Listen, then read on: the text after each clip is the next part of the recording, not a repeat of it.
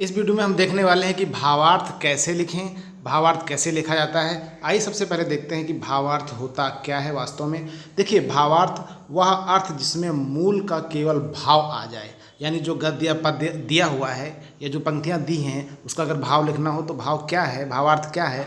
वह अर्थ है, भावार्थ वह अर्थ है जिसमें मूल का केवल भाव आ जाए, यानी भावार्थ अर्थ और व्याख्या के बीच की चीज़ है। ठीक है, व्याख्या भी नहीं करनी है आपको, सीधा सीधा अर्थ भी नहीं देना है। इसमें ना अर्थ की तरह प्रत्येक शब्द का अर्थ लिखा जाता है और ना ही व्याख्या की तरह प्रत्येक शब्दों की व्याख्या और महिमा मंडन किया जाता है। आइए देखते हैं भावार्थ करने के कुछ नियम हैं। तो वो नियम कौन कौन से हैं, कैसे भावार्थ किया जाता है, इन नियमों को ध्यान में मद्देनजर रखते हुए। तो देखिए, भावार्थ करने के कुछ नियम में पहला नियम क्या है, मूल यानी जो गद्य पद दिया हो जिसका भावार्थ करना हो उसको 2 से 3 बार पढ़िए और मुख्य बिंदु को रेखांकित कर लीजिए, यानी अंडरलाइन कर लीजिए। जो इंपॉर्टेंट पॉइंट्स हैं उनको अंडरलाइन कर लीजिए।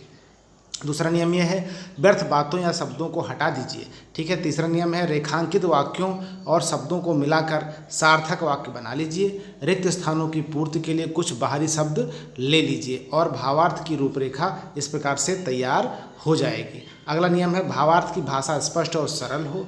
अगला नियम है, मूल में दिए गए शब्दों का जैसा का तैसा लिखना नहीं चाहिए। ये लिखना अनिवार्य नहीं है, ऐसा नहीं लिखना चाहिए जैसा मूल में दिया हो। अपने शब्दों का भी आप का इस्तेमाल करिए आप। छठा है, अलंकारिक भाषा या शब्दों का प्रयोग ना हो तो बहुत बेहतर है। अगला नियम है, पूरे मूल को पढ़ लेने के बाद सोचना चाहिए कि मूल के सभी महत्वपूर्ण और आवश्यक भाव आ जाएं। ठीक है। देखिए, वास्तव में गद्यांश या पद्यांश में आए विचारों को संक्षेप में सरल भाषा में लिखने को भावार्थ कहते हैं। आइए एक उदाहरण के द्वारा समझने का प्रयास करते हैं कि भावार्थ है क्या वास्तव में। एक गद्यांश आपके सामने दिया हुआ है, इसको पहले पढ़ते हैं। अच्छे स्वास्थ्य के लिए पोषण के साथ साथ स्वच्छता भी समान रूप से आवश्यक है। जिस प्रकार पोषण के अभाव में हम स्वस्थ नहीं रह सकते, उसी प्रकार स्वच्छता में भी हमारा शरीर स्वच्छता के अभाव में भी हमारा शरीर स्वस्थ नहीं रह सकता है। दूषित जल एवं गंदे वातावरण में अनेकों हानिकारक जीव जंतु जैसे मक्खी, मच्छर, खटमल, चूहे एवं सूक्ष्म जीव जैसे जीवाणु, विषाणु इत्यादि पनपते हैं, जो हमारे शरीर में मलेरिया, फाइलेरिया, पीडिया, हैजा, डायरिया, दस्त, प्लेग जैसे बीमारियां फैलाते हैं। ओके, ये रहा गद्यांश। अब इसको हम 2-3 बार पढ़ेंगे तो हमें भाव समझ में आ जाएगा, और भाव जब समझ में आएगा तो हम इसका भावार्थ अच्छे से लिख पाएंगे। तो भाव इस प्रकार से लिखा जाएगा। देखिए, ये रहा भावार्थ उपरोक्त गद्यांश का।